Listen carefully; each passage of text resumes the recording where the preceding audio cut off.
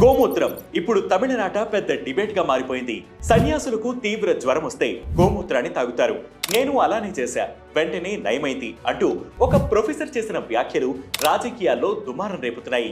పొంగల్ సందర్భంగా జరిగిన ఓ కార్యక్రమంలో పాల్గొన్న ఐఐటి మద్రాస్ డైరెక్టర్ వి కామకోటి గోమూత్రంలో డైజెస్టివ్ బెనిఫిట్స్ తో పాటు యాంటీ బ్యాక్టీరియల్, యాంటీ ఫంగల్ లక్షణాలు ఉన్నాయని, ఇరిటబుల్ బవెల్ సిండ్రోమ్ వంటి సమస్యలకు ఇది చికిత్స చేయగలదని ఆయన పేర్కొన్నారు. వెంటనే అనేక మంది డాక్టర్లు ఆయన వ్యాఖ్యలను ఖండించారు. డాక్టర్స్ అసోసియేషన్ ఫర్ సోషల్ ఈక్వాలిటీకి చెందిన డాక్టర్ జిఆర్ రవీంద్రనాథ్ సైతం గోమూత్రాన్ని తీసుకోకూడదని, అది బ్యాక్టీరియల్ ఇన్ఫెక్షన్లకు దారితీసే అవకాశం ఉంటుందని హెచ్చరించారు. ప్రొఫెసర్లు, డాక్టర్ల నుంచి ఈ ఇష్యూ పొలిటికల్ యాంగిల్ తీసుకుంది. డిఎంకే లీడర్ టికేఎస్ ఎలంగోవన్ దేశంలో ఎడ్యుకేషన్ సిస్టమ్ను నాశనం చేయడానికి కేంద్ర ప్రభుత్వం ప్రయత్నిస్తోందని ఆరోపిస్తూ ఐఐటి డైరెక్టర్ వ్యాఖ్యలను ఖండించారు.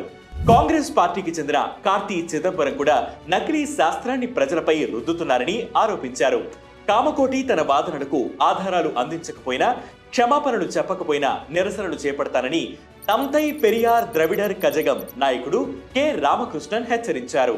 మరోవైపు Tamil Nadu BJP chief K Annamalai Kamakoti వాదనను సమర్థిస్తూ అనవసరంగా ఈ అంశాన్ని రాజకీయం చేస్తున్నారని ఆరోపించారు. తన వ్యక్తిగత అభిప్రాయాలను వ్యక్తం చేసే హక్కు ఐఐటి డైరెక్టర్ కు ఉందని, అందరూ ఖచ్చితంగా గోమూత్రం తీసుకోవాలని ఆయన చెప్పలేదని అన్నారు. ఇలా వివాదం తారాస్థాయికి చేరడంతో కామకోటి తన వ్యాఖ్యలను సమర్థించుకున్నారు. అమెరికాలో చేసిన ఓ అధ్యయనంలో గోమూత్రంలో ప్రయోజకరమైన అంశాలు ఉన్నాయని శాస్త్రీయంగా నిరూపించబడిందని, అందుకు సంబంధించిన 5 రీసెర్చ్ పేపర్స్ ను బయటపెడతానని మీడియా ప్రతినిధులతో అన్నారు. నిజానికి ఆయుర్వేదంలో చాలా కాలంగా గోమూత్రాన్ని ఉపయోగిస్తున్నారు. కానీ ఆధునిక శాస్త్రంలో గోమూత్రంలో ఔషధ గుణాలు ఉన్నాయని నిరూపించే ఆధారాలు చాలా తక్కువ. గోమూత్రం లేదా వేరే ఇతర జీవి మూత్రమైన క్యాన్సర్ చికిత్సలో లేదా నివారించడంలో ఉపయోగపడుతుందని చెప్పడానికి ఏ ఆధారం లేదని మాయా క్లినిక్ కు చెందిన డాక్టర్ డొనాల్డ్ హెన్స్రూడ్ 2014లోనే స్పష్టం చేశారు.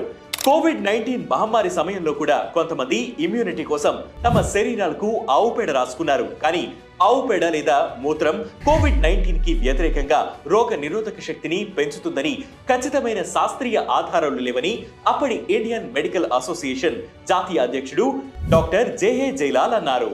అయితే కొంతమంది పరిశోధకులు మాత్రం గోమూత్రం ప్రయోజకరంగా ఉందని పేర్కొన్నారు. కానీ ఏ రకమైన గోమూత్రాన్ని ఉపయోగిస్తున్నారు అనేది ముఖ్యమైనదని ఆయన అన్నారు.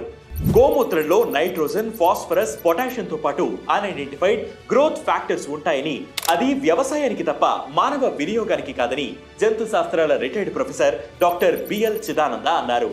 ఇది ఇవాల్టి ట్రెండింగ్ ఎక్స్ప్లెయినర్. దీనిపై మీ అభిప్రాయాన్ని కింద కామెంట్ సెక్షన్ లో మెన్షన్ చేయండి. ఇలాంటి ట్రెండింగ్ ఎక్స్ప్లెయినర్స్ ఎప్పటికప్పుడు తెలుసుకునేందుకు వెంటనే వేటి న్యూస్ యాప్ ని డౌన్లోడ్ చేసుకోండి. వేటి న్యూస్ తెలుగు యూట్యూబ్ ఛానల్ ని సబ్స్క్రైబ్ చేయండి.